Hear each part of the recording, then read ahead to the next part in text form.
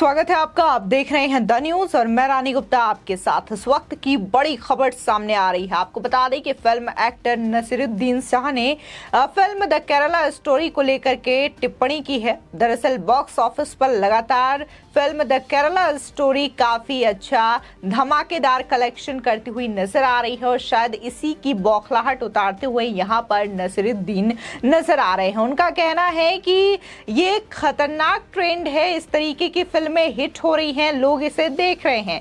साथ ही उन्होंने ये तक कह दिया कि हम धीरे धीरे नाजी जर्मनी ट्रेंड की ओर बढ़ते जा रहे हैं। तब वहां पर जर्मन में हिटलर को मद्देनजर देखते हुए फिल्में बनाई जाती थी, उसे हीरो बताया जाता था और कहीं ना कहीं भारत में भी यही चीजें हो रही हैं। एक तरीके से उन्होंने न सिर्फ द केरला स्टोरी बल्कि प्रधानमंत्री मोदी पर भी निशाना साधने की कोशिश की है, जिसके बाद बीजेपी नेता मनोज तिवारी का बड़ा पलटवार देखने को मिला है।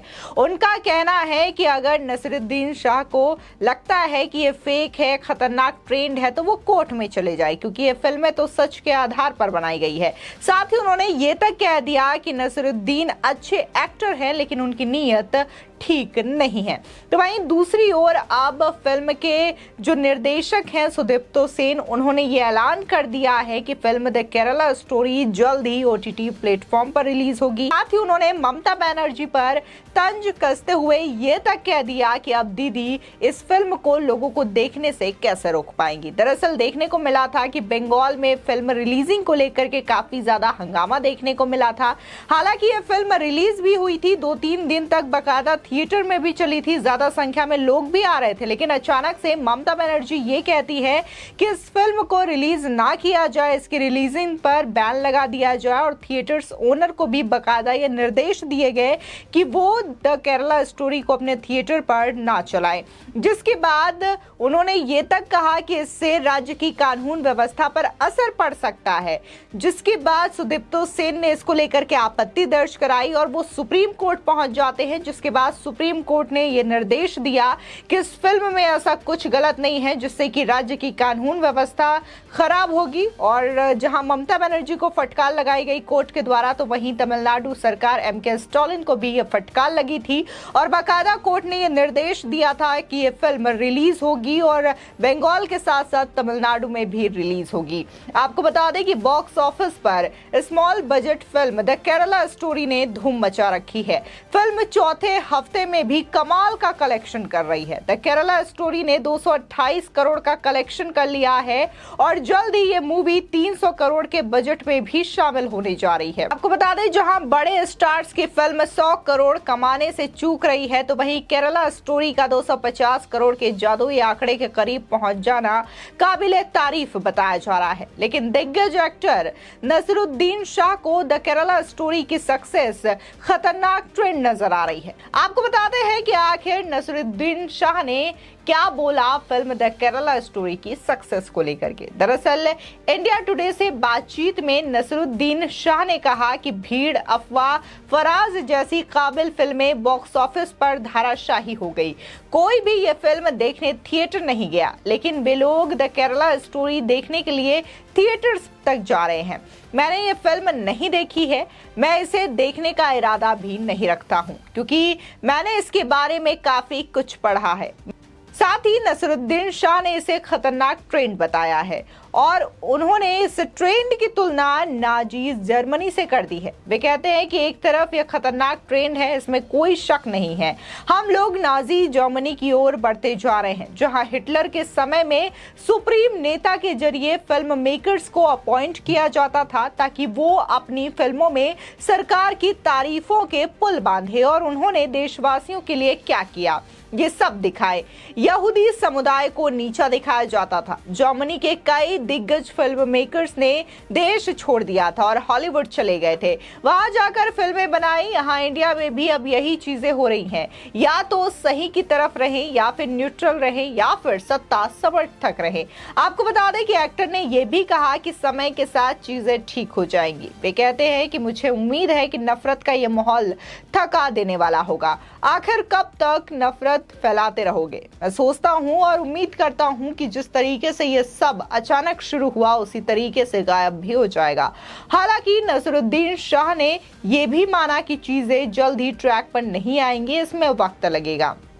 आपको बता दें कि वही नसीरुद्दीन शाह के इस बयानों पर बीजेपी नेता मनोज तिवारी ने रिएक्ट किया है। उन्होंने बड़ा पलटवार करते हुए कहा है कि नसीरुद्दीन साहब एक्टर अच्छे हैं लेकिन उनकी नीयत अच्छी नहीं है। केरला स्टोरी एफआईआर के आधार पर बनी फिल्म है, लेकिन अगर नसीरुद्दीन शाह में दम है तो आप कोर्ट जाइए, बातें करना आसान है। नसीरुद्दीन साहब ने इस बयान से जो अपना परिचय दिया है भारतीय के रूप में, वह अच्छा नहीं है। वहीं अगर वर्क फ्रंट की बात करें तो नसीरुद्दीन शाह को web series Taj divided by blood में अकबर के रोल में देखा गया। आजकल वेब सीरीज के प्रमोशन में वो बिजी भी हैं। ताज डिवाइडेड बाय ब्लड के दोनों सीजन्स को लोगों ने खास रिस्पांस नहीं दिया और ये वेब सीरीज कोई कमाल नहीं कर पाई। फिलहाल जिस तरीके से नसीरुद्दीन का ये बयान सामने आया है तो इसको लेकर के काफी ज्यादा लोगों में नाराजगी भी दिख रही है। जिस तरीके से उन्होंने नाजी जर्मनी ट्रेंड की तुलना की है द केरला स्टोरी ट्रेंड को लेकर के, और ये कहने की कोशिश की है कि उस समय जर्मनी में भी कुछ लोग मौजूद थे जो कि हिटलर को अच्छा दिखाने के लिए ऐसे फिल्में बनाया करते थे और यहूदियों को नीचा दिखाया करते थे। तो कहीं ना कहीं यहाँ पर इनडायरेक्टली वो कटाक्ष करने की कोशिश कर रहे हैं मोदी गवर्नमेंट को और ये कहना चाहते हैं कि इंडिया में भी इसी तरीके की फिल्में बन रही है जो कि सुप्रीम यानी कि एक को हीरो बताने का काम करता है और दूसरे को नीचा गिराने का काम कर रहा है। बता दें कि फिल्म के डायरेक्टर सुदीप्तो सेन ने ये कहा है कि द केरला स्टोरी 1 महीने के भीतर ओटीटी प्लेटफॉर्म पर रिलीज हो जाएगी। बात चल रही है, उन्होंने कहा है कि अगर ओटीटी में दिखाई दे गई तो बैन का क्या मतलब हुआ। आपको बता दें उन्होंने सीधे तौर पर ममता बनर्जी सरकार पर बड़ा तंज कसा है। उनका कहना है कि अगर ओटीटी पर यह फिल्म रिलीज हो जाती है तो बैन का क्या फायदा होगा, सरकार तो हार गई। अगर फिल्म दिखाई जाती है तो बेचे गए टिकटों पर सरकार को 9% कर मिलता, लेकिन अब सरकार ने यह फिल्म पश्चिम बंगाल में बैन करने की बात कही तो इससे अब कोई फायदा नहीं होने वाला। लोग अब घर बैठे भी इस फिल्म को ओटीटी पर देख सकेंगे।